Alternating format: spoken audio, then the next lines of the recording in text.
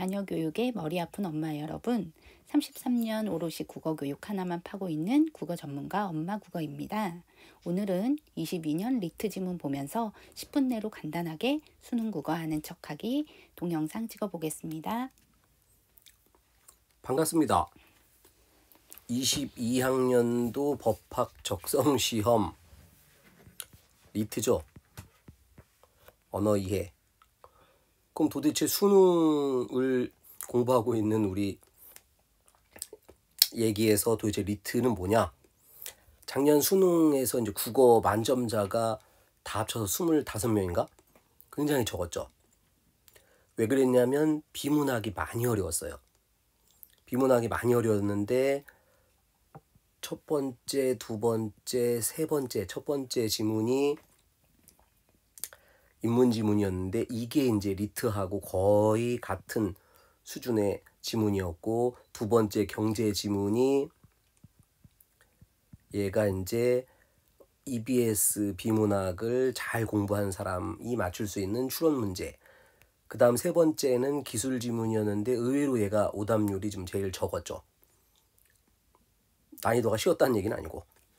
그래서 이런 것들을 보통 비문학 한 40분 정도에 안 틀리기 이 정도 이제 훈련을 해야 되는데, 그러면은 얘는 EBS를 열심히 공부하면 되고, 얘는 기출문제에서 기술 지문 열심히 공부하면 되고, 그럼 얘는 뭐냐? 올해 인문에서 리트 나왔다는 얘기는 내년에는 아마 요 사회지문이나 기술지문 쪽에서 리트 방식으로 출제를 하겠다 이런 얘기예요.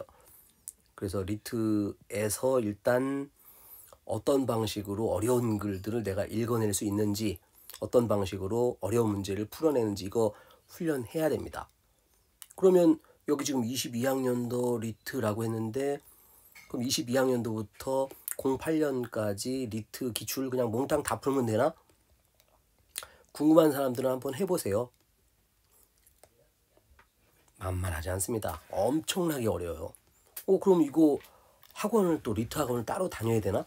아니죠. 수능에 필요한 리트는 몇 개 없어요. 정해져 있어요.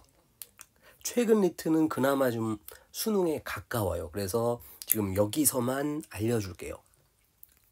번호를 적어줄게요. 1, 2, 7, 8, 9. 리트가 총 10지문인데 지금 22학년도 시험 같은 경우가 좀 쉬운 편이거든요. 그래서 5개 정도가 수능하고 거의 수능의 한 1.5배 정도가 되니까 훈련용으로 공부하면 딱 좋다. 그럼 나머지 한 14개년, 15개년은 어떡합니까? 우리 사이트에서 알려줍니다. 그래서 아마 이게 지금 10분짜리로 계속 찍게 되니까 아마 뭐 내일은 뭐 21학년도, 그 다음 날은 20학년도 이런 식으로 하나하나 알려주겠죠. 오늘은 리트 처음이니까 도대체 리트를 어떻게 훈련을 해야 이 리트를 가지고 수능 100점 받는데 도움을 받을 수 있을 것인가, 거기에 대해서 알려줄게요. 자, 첫 번째는 얘는 수능 아니에요. 그 시간 맞춰 풀 필요 없고 천천히 읽고 푼다. 구조하고 문제 유형 이런 거를 보는 내용입니다. 그 다음엔 당연히 채점을 하고, 그 다음에 맞았든 틀렸든 선지들을 다 한번 확인을 해보고, 그 다음에 세 번째가 이제 중요한 건데, 여기서 지문 암기 훈련을 하고, 그 다음에 말하기까지. 사실 이 세 번째가 제일 중요해요. 여러분들 자녀분들 또는 학생들 중학교 1학년, 2학년, 3학년 때 영어 지문 외웠던 거 아마 기억날 거예요. 그런 방식으로 얘도, 그렇다고 해서 영어 본문처럼 5.16 군사 쿠데타 이후 집권 세력은 불황인 일수와 모든 글자를 외우는 게 아니라 국어니까 이렇게 한 단락 한 단락의 핵심 내용들을 찾아가지고 그놈들을 연결지어서 암기하고 그것을 전체적으로 안 보고 말할 수 있는 이런 식의 훈련이 되면 아마 큰 무리 없이 수능에도 도움이 될 겁니다. 당연히 혼자 하는 것보다는 도우미가 필요하겠죠. 자, 그렇다면 그 5개 중에서 우리가 다를 다 할 수는 없고 10분짜리니까 그 중에서 제일 쉬운 거 어떤 방식으로 수능에 도움이 될 수 있는지 살펴보겠습니다. 어디로 가냐면 25번이에요. 알파고 지문. 지문 내용도 크게 어렵지 않고 그 다음에 문제도 딱 수능 방식이라 그대로 적용을 해도 될 만하다. 수능은 한 단락에 한 줄 정도 핵심 내용을 쳐야 되는데 이 글도 좀 비슷해요. 하지만 실제 리트 시험은 그러잖아요. 한 단락에 중요한 내용이 막 2-3개 있는 경우도 있고 어떤 경우는 중요한 내용이 없는 경우도 있고 중요하다고 해서 또 답에서 물어보냐 또 그것도 아니에요. 그래서 리트를 그대로 맹신해서 이거 가지고만 연습을 해버리면 수능과 괴리가 벌어져서 오히려 점수 떨어집니다. 내용 별거 없어요. 맨 처음에 알파고 재밌는 얘기를 가지고 아마 요즘 학생들 알파고를 모를 수도 있는데 그러니까 인공지능 바둑 이렇게 생각하면 돼요. 자, 인공지능 바둑을 통해 가지고 인간의 특정 작업이 인공지능을 갖춘 로봇에 의해 대체되더라도 인간의 감정을 읽고 인간과 상호작용하는 작업으로 대체되지 못할 것이다. 이 사람이 하고 싶은 얘기는 인공지능 발전할 수 있다. 그런데 인간의 감정까지 과연 대체할 수 있는가? 그건 아니다. 라는 게 이 사람의 주제입니다. 그래서 둘째 단락에서 보면 인공 감정의 연구도 인간 감정을 닮은 기계를 만들려는 시도이면서 동시에 감정 과정에 대한 계산 모형을 통해서 인간의 감정을 더 깊이 이해하는 과정이다. 그 다음 셋째 단락에서는 한편 우리는 사회적 상호작용에서 신체 반응이나 표정을 통해서 미묘한 감정을 읽어내고 반응하면서 정서적 교감을 통해 공동체를 유지한다. 이게 인간이죠.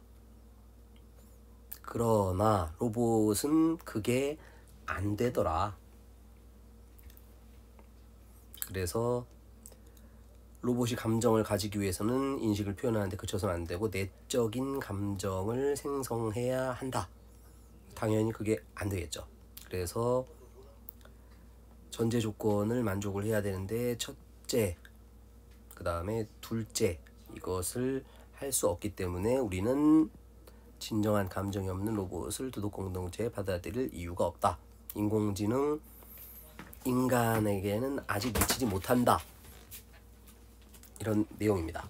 자, 문제로 가볼게요. 문제에서는 7번 위글에 대한 이해로 일치하지 않는 것은 딱 수능 수준의 일치 문제 2점짜리 정도의 내용이 되겠고요. 정답은 2번입니다. 인공지능에서 인공지능이 하는 게 바로 내적인 감정 경험이다. 아까 내적인 감정 경험은 인간만이 할 수 있다 라고 얘기했죠. 인공지능이니까 너는 안 돼. 너는 인간이야. 그래서 적절하지 않은 이렇게 답이 되겠고요. 26번 보면 추론. 자, 이번에 경제 지문도 그렇고 우리 기술 지문도 그렇고 아예 대놓고 추론. 딱 수능하고 똑같은 문제예요.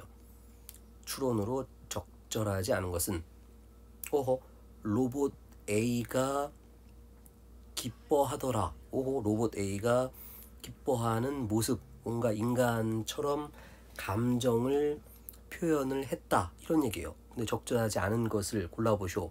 이렇게 문제를 출제했고 아까 위 글을 바탕으로 했죠. 이 사람 얘기는 뭐야? 로봇가 어떤 방식으로 감정 비슷하게 하더라도 진정한 내적 감정이 아니기 때문에 인공지능은 안 된다. 자, 정답은 2번이었고 로봇 A의 기쁨은 진정한 감정 아니라고 했죠. 마지막 27번 가보겠습니다. 기억에 대해서 문제를 제기하시오. 이게 오답률 높았던 그 인문지문 어떤 위글에 대해서 비판하시오 이런 문제인데 크게 어렵잖아요. 위글은 인공지능 안 돼. 왜? 내적인 감정이 없으니까. 자, 근데 거기에 대해서 비판하는 거니까 반대말 비행기와 새의 비행 방식이 다르듯 로봇은 인간과 다른 방식으로 감정을 수행할 수 있지 않을까? 이 사람 생각에선 감정 안 된다고 했는데 다른 방식으로 감정을 표현할 수도 있지 않을까라고 얘기한 거죠. 자, 이런 식으로 가장 쉬운 게 이 정도예요.